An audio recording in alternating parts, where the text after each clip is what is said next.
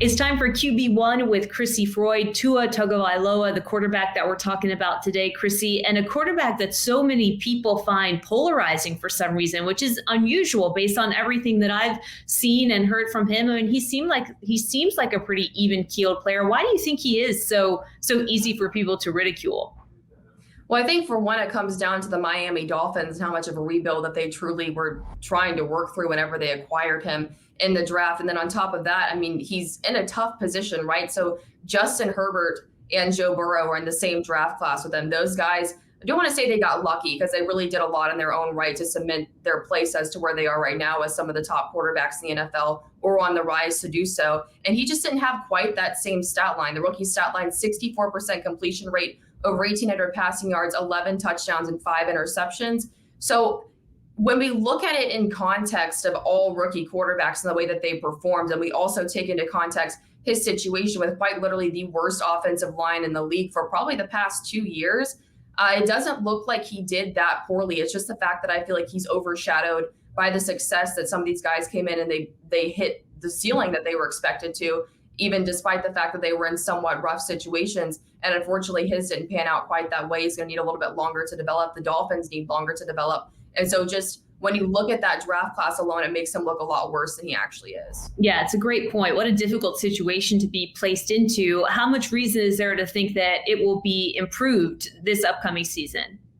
Well, the Dolphins have taken the steps that they need to build around Tua Tagovailoa. So the big piece was the offensive line, which it's going to be curious to see how much more needs to be done because you take just a historically bad offensive line in the NFL, and I'm not sure this is a quick fix, but when you have Terron Armstead at tackle, I think that's really promising. I think that they have a couple other additions just to the team in general that are going to help them a lot. And then with the addition of Tyreek Hill and then another wide receiver as well, you have two standout guys who bring an element of speed that will allow this offensive coordinator to get really creative with what they can do. And so I think that the Dolphins have done what they can this offseason, and that perhaps the real evaluation of Tua Tagovailoa starts now, and that maybe we should take these past couple of seasons just with a grain of salt. How energizing will this be for the fan base, Crissy, to all of a sudden have the organization give Tua Tagovailoa some support, the support that he's needed that has been missing? I mean, if you're a Dolphins fan, is there reason to be cautiously optimistic heading into this season now that they've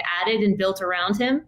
Yeah, absolutely. I think he's in the best position he's ever been in. I think that for the past couple seasons, the situation he's been in is it's dismal. I mean, it's pretty much impossible. And unfortunately for him, he wasn't able to make the same thing out of it that Joe Burrow did. But when you even look at that, Joe Burrow had a season-ending knee injury. And so I think that there were a lot of disadvantageous things that were going on and that we're starting to see the improvement in those. I'm not sure it's going to be an overnight deal, but I think that Dolphins fans definitely have some reason for optimism with their team headed in the right direction. And outside of the pieces that have been placed around him to hopefully help him continue to develop, I mean, as you assess his skill set and talent, what specific areas do you think he needs to improve on heading into this year?